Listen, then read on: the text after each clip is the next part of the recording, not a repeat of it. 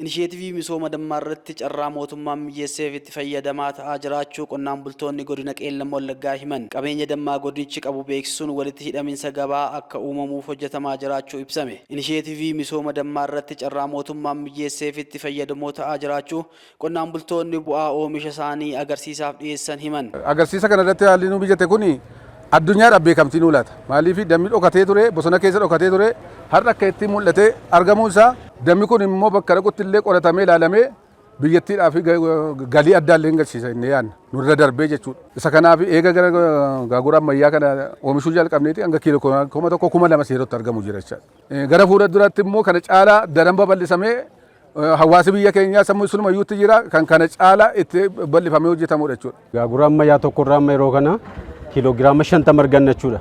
Supperii tokkorraa 25 isa lammata isa gadi yoo dhiisne inni ittaanu lammansaa kiiloogiraama 50 nu baasa jechuudha. Gabaan qe'ee keenyatti nu argame haala salphaa utuu hin geejjibsiisin utuu geejjiba nutti hin dabalin utuu dallaalaan tokko gidduu lixin jechuudha. Qe'ee keenyatti gurgurachuun keenya waan guddaadha. Akka aanaa keenyaatti akka godina keenyaattis galaana dammaa goonee misoomsinee dhiyeeffannee jechuudha. Daldaltoota kanaan illee walitti qindoominaan hojii hojjechuudhaaf qopheedha. Kanaaf immoo mootummaan akka kanattiin haala nuu mijeessee karoora nuu baasee gara fuula duraatti hojiitti nuu hiikuu isaatiif guddaadha gamman. Kana caalaa immoo walitti dhiyeenya keenya kana caalaa illee utuu yeroodhaa yerootti wal nu agarsiisan wal nu quunnamsiisanii haala nuu mijeessanii baay'ee guddaa galateeffannaa. Abdiis qabna.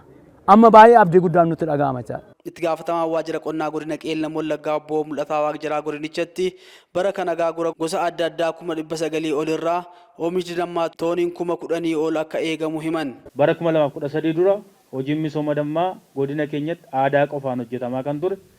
Bara 2013 asitti yoo xiqqaate hanga guyyaa har'aa kanatti gaagura ammayyaa oomisha keessa jiru lakkoofsaan 216 ol ta'u. Gaagura ce'umsaa oomisha keessa jiru 72 ol ta'u.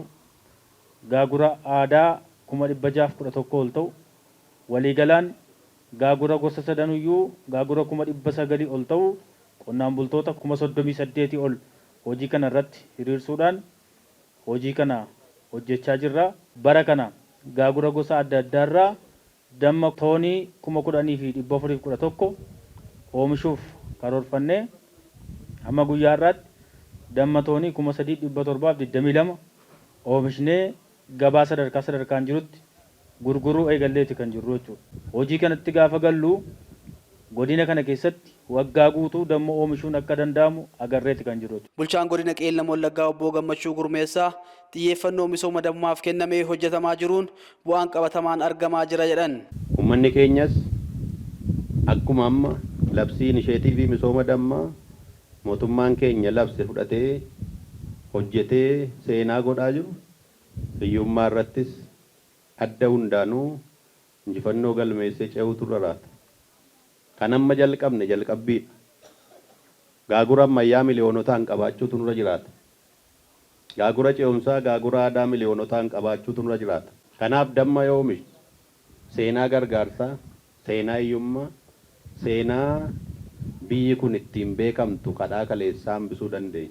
Hoogganaa itti aanaan biiroo qonnaa Oromiyaa obbo Toleeraa Dabalaa inisheetivii misooma dammaa babal'isuuf naannoo Oromiyaa hojiiwwan hojjetamaa jiran abdachiisaa ta'uu himanii walitti hidhaminsa gabaas uumaa jirra jedhan. Inisheetivii kana yeroo jalqabnu akka naannoo Oromiyaatti gaagura ammayyaa naannoo kana keessa jiran akkuma naannootti jechaadha 47,000 irraa jalqabnee har'a akka naannoo keenyaatti gaagura miliyoona 2 ol gaagurri ammayyaa naannoo keenya keessa jiraachaa kun injifannoodha. Gama biraan oomisha dammaa sennaa laal akka naannoo keenyaatti oomishi dammaa toonii 63,000 qofatu oomishamaa ture jechaadha. Har'a gaagura ammayyaas kan aadaa fi kan ce'umsaa keessa sadanuu keessaayyuu damma waggaatti gara toonii 1,169 oomishuun danda'ameera jechaadha.